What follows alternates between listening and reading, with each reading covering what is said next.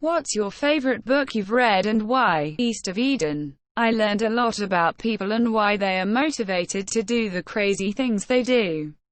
I also learned that there are people who are just straight up rotten. Can't be fixed. I think it's chapter 3 where he describes Kate as a monster, comparing that some people are missing an arm or a leg. Kate is missing something in her mind which makes her evil. The Phantom Toll Booth. It was fun to read as a kid and then I picked it up again as I got older and noticed so many little details that kept it fun and interesting. The Red Wall series by Brian Jacques. I love the adventure and questing and figuring out riddles. The way he described the feasts. God, I always wished I could experience a feast like that. The way he would write the different dialects for the different animals was so much fun. They are young adult books, but I'm nearing 4 decades and still love them. Been reading them since I was just a wee lad. Eulalia, for Redwall. Edit. Wow. I just woke up to see that this has blown up and I am just overwhelmed. Thank you all for the love and awards. So many replies. I was trying to respond to some, but I'm just too overwhelmed. A blubbering, weeping mess. Tears of love and joy. I assure you. Just know that I am at least reading every last reply and weeping with joy at how much love there is for Mr. Jacques and his work. Kitchen Confidential. It's just so honest the way he reflects about his career while dropping in little bits of knowledge of how the culinary world works. Circe and the Song of Achilles by Madeline Miller. I am a fan of any Greek myth interpretation or retelling, but the way that Miller portrays and gets inside the heads of characters that have existed for thousands of years is incredibly unique and powerful. These books do not have to be read together as they just share a world, but would highly recommend both, though just a side character in both. Her Odysseus might be my favorite. Contact by Carl Sagan. About a radio astronomer named Ellie Arroway who discovers extraterrestrial life. There was a movie too which is also good, but different enough that I think the book is worth reading. I feel like I still read a lot, but I don't have obsessive favorite books like I did when I was younger that I read and reread a million times and underline favorite passages. But Contact came across at just the right stage of formative years for me, and showed me the kind of astronomer I wanted to be. And I am now a radio astronomer who specializes in transient radio signals that turn on and off over time. No aliens yet though. Hyperion by Dan Simmons. Fabulous sci-fi imagination, filled with characters, worlds, technology, politics, and innocence which invoked the most vivid movie reel of a story in my mind each time I read it, and the others in the trilogy. Update. KWATZ. Blew up more than I expected. Thanks for the gold, kind stranger. Edited a word. Jurassic Park is the only novel I've sat down with and consumed within 24 hours. I love the movie, but the book is so much more detailed, and the characters so much deeper, and in some cases totally different. Slaughterhouse-Five. It reads like silk poetry. So it goes. The Book Thief. It's equally heartbreaking as it is wondrous in showing the strong bonds we can make with one another. Hatchet by Gary Paulson. I love the story of survival and perseverance. I have read this book many times in my life and have referenced it throughout my lifetime. I am now a social worker and I work in a psychiatric hospital, and when I do my groups I will ask an icebreaker and have the patients tell me their favorite book. After that I'll give them this book, tell them what it's about, and use it as an example to continue on in life, to push through adversity and never quit. The Left Hand of Darkness by Ursula K. Le Guin really shows how much possibilities there can be in sci-fi genre. It's not always just spaceships and lasers.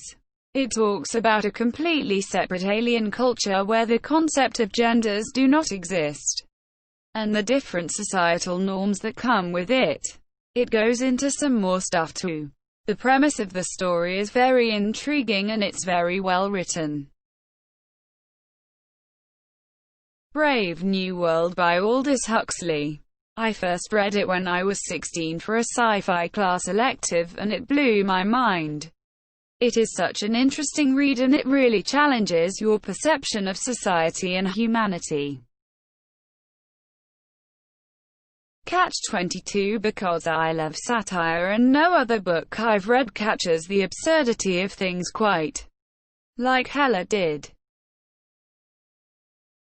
Where the Red Fern Grows rips your heart into pieces. Around the World in 80 Days. Jules Verne has always been my favorite since I was a little kid. Doesn't matter how many times I read it. Always amuses me like no other book. The combination of 19th century popular knowledge and the science fiction of that period shows how far we've come since then, but also how similar our targets are. Hitchhiker's Guide to the Galaxy, just a nice satirical book that takes the piss at every turn and looks into the mind and motivations. Where else can we learn the secret to flying? Is to throw yourself at the ground and miss. Ender, S. Game. I was 16 and a typical jock. Not a reader at all. My chemistry teacher told me to read it.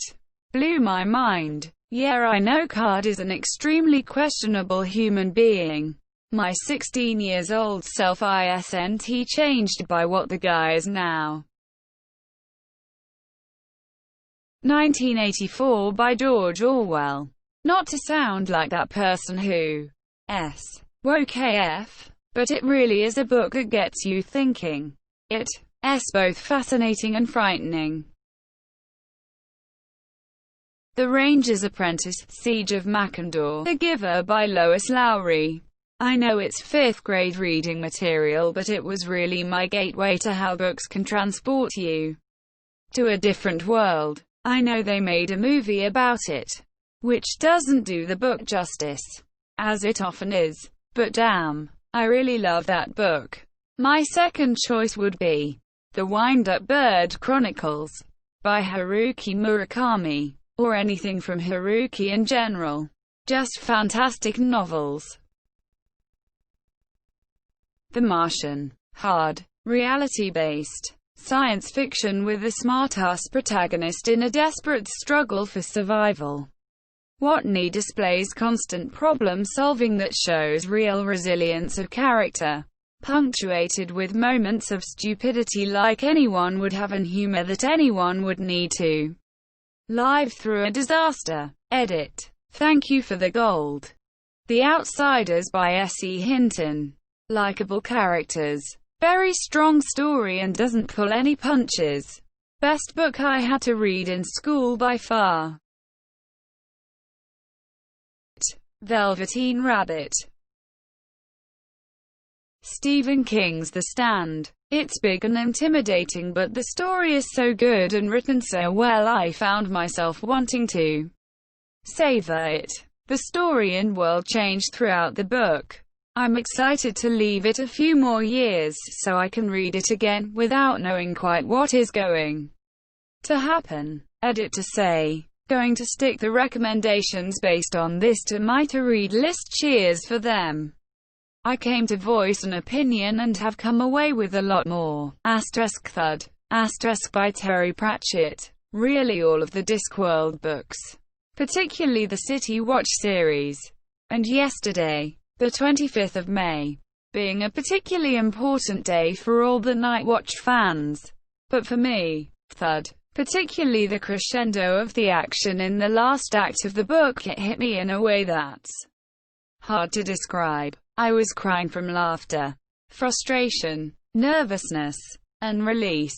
It was a truly great book. June by Frank Herbert. If there ever was a book that could guide my life choices, this is it. It teaches me resilience, and that there is a big wide universe out there. There's a lot of philosophical and spiritual guidance out there, and I've been exposed to a fair bit. But the Dune the series is one of enduring wisdom, and the layer upon layer of world building. Herbert was a linguistic genius.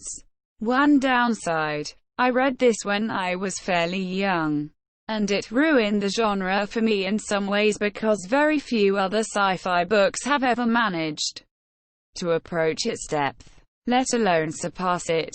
By Lal Kaifer. Edit. Thanks to the anonymous God Emperor who has gifted me with my first golden path. And thank you, Sterling Magleby, for the second gilding. And you, Cradrano, for more gold. That there's CHOAM economic power, making it rain on Arrakis.